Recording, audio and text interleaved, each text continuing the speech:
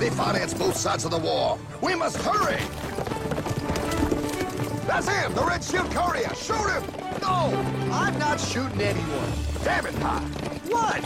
He beat everyone back with the news of the war and told England that Napoleon won. The Red Shield bankers in London pretended that England was doomed and started selling their English stocks. The English went into a selling frenzy to get rid of worthless English money. But the English won, right? Of course they won, but it was a trick by Red Shield. They waited until the stocks plummeted to pennies and then bought England back for nearly nothing. What? They did that? How? When the English leaders found out, they had no choice but to give themselves over to the Red Shield. Their money was gone and they were slaves to the Red Shield war debt. Since that time, the English have been paying their national taxes directly to the Red Shield private bankers. The people have no idea. But the bankers bragged about what they did to us, laughing at us all the way to the bank. Why, it's the best business I've ever done. If I can control a nation's wealth, I cannot who makes its laws. Oh, is this what Jefferson wanted to show me? No, Pyle. Look. They're in America, too? The Red Shield banks are here, Pyle.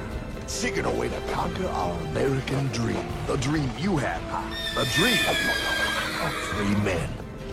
They tried to take over our country many times and failed because Jefferson and the Patriots vowed to stop the evil tyrants at all costs. By authority of eternal God, he would not let the bankers win here. To preserve our independence, we must not let our rulers load us with perpetual debt. We must make our choice between economy and liberty or profusion and servitude. Wow. I place economy among the first and most important of Republican virtues, and public debt is the greatest of the dangers to be feared.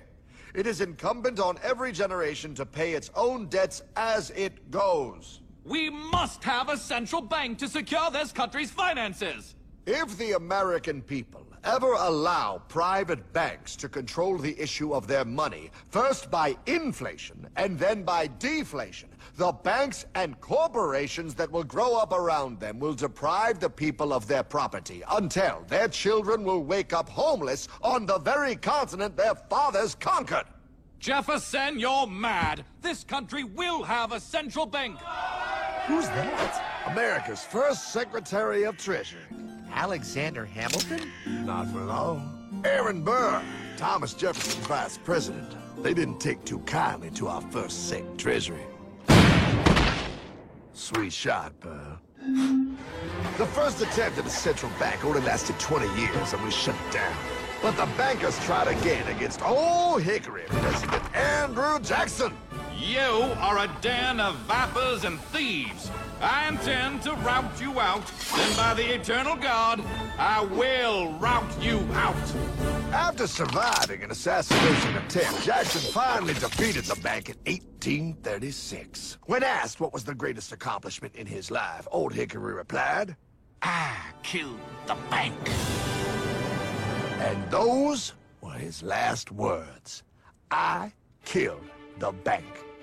And with real money backed with real gold, our country experienced the greatest boom in any nation's history. Oh, it was beautiful, pal. But the bankers, greedy for more power and wealth, were concocting their most ambitious plan yet to once and for all take control of the finances of the United States. In 1910, a secret meeting was held at a J.P. Morgan estate on Jekyll Island off the coast of Georgia. This meeting was so secretive, so concealed from government and public knowledge, that the 10 attendees used code names. I am clearly the richest man, so I should be the one to run the super-secret central bank. I own all the oil in America. I'm clearly richer than you will ever be, hula girl. I should run the super-secret central bank. You're nothing compared to me, lube job. I shall run the secret bank. Silence! Supreme Master Leader, I didn't know you were gonna be here. I'm not. Neither are you, dumbass. Oh, yeah, right. He's so smart. None of you shall run the bank. We have failed in the past because of openness. This time, the key to success is secrecy. The people must believe that they run the bank. Yes, brilliant! A sneak attack. What's the plan? We first create panic, then we show them the solution. With our man in office and well-planned timing, we will have our central bank. And so the people think it is theirs. We shall christen it Federal. The Federal Reserve.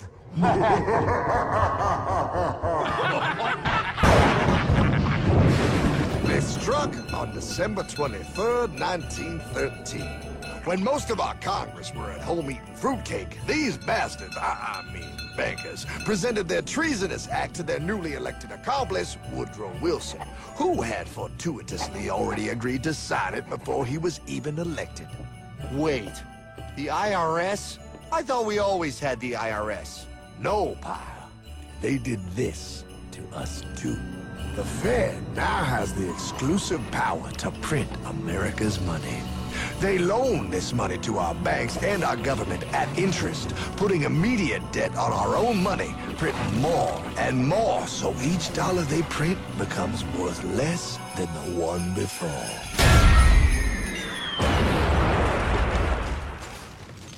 Merry Christmas.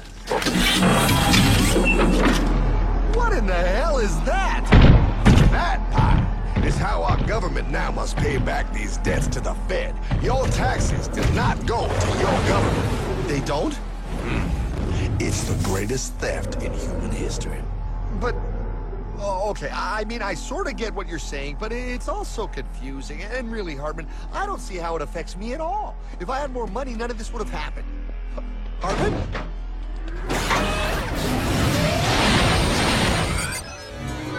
1955? Wow, what are we doing here? Oh, a little bit of shopping. Here, hold this. Gallon of gas, 23 cents. Postage stamp, 3 cents.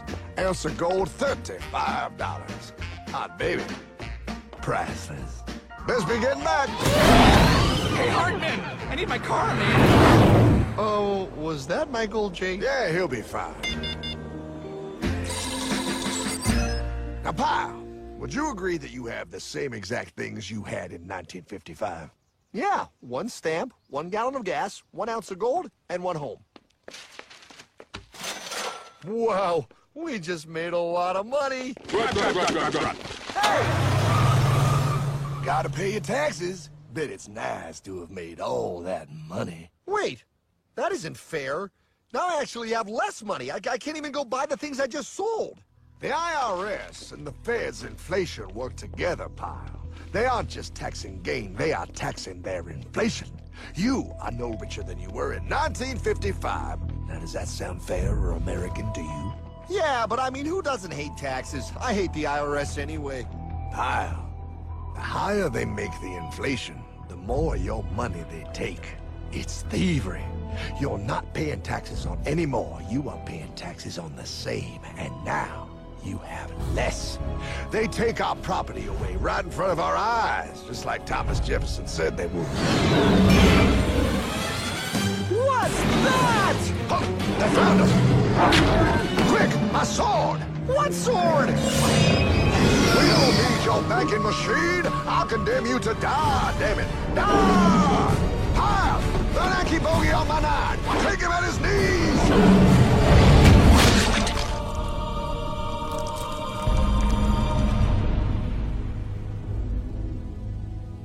For we are opposed around the world by a monolithic and ruthless conspiracy that relies primarily on covert means for expanding its sphere of influence. What's happening? Where am I? I believe perhaps you understand now, pal, but you are afraid. JFK. Hartman, what does this have to do with my house and my dog? Oh, okay, that's enough. I want to go home now. This is the last president to stand up to the Fed.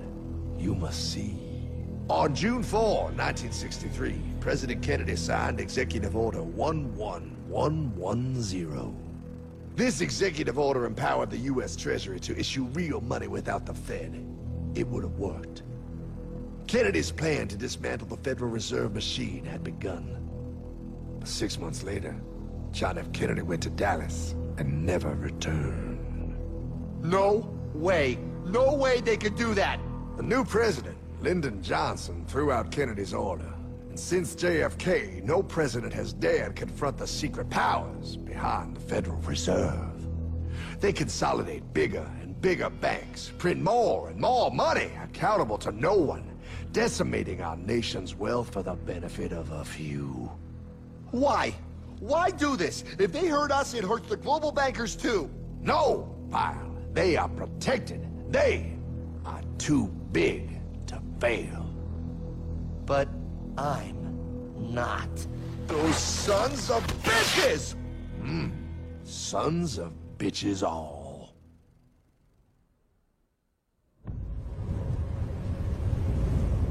The day was cold. The wind sharp and strong. But we were determined. The bankers and their parasites had us vastly outnumbered, but their hubris made them weak. Not like us. Not like this band of immortals we have assembled. We have come to take back our... Hardman? Is that... My dog. Oh, Then the inevitable. The Money Kings could ignore us no longer. They sent an emissary, a cog in their machine of greed to bring about our submission. Hank Paulson. Hardman, this is blasphemy. We own the corners of the earth. It is futile to challenge us. Oh, I've seen that look before. That of a predator taking in the scent of its prey. Bold, fearless, the look of a free man. You have come far, Hardman. Farther than most. Be smart now. Join us. We will bring you money, power, everything you want. You can be one of us, if you will kneel.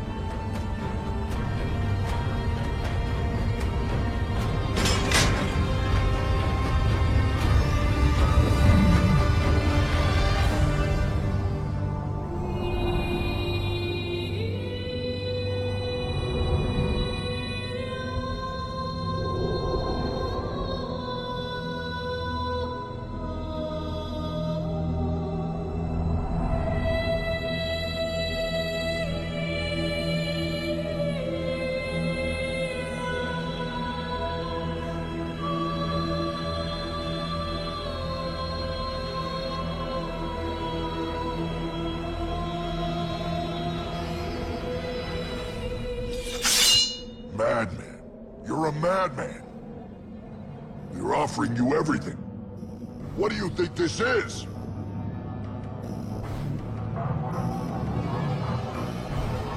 This is America!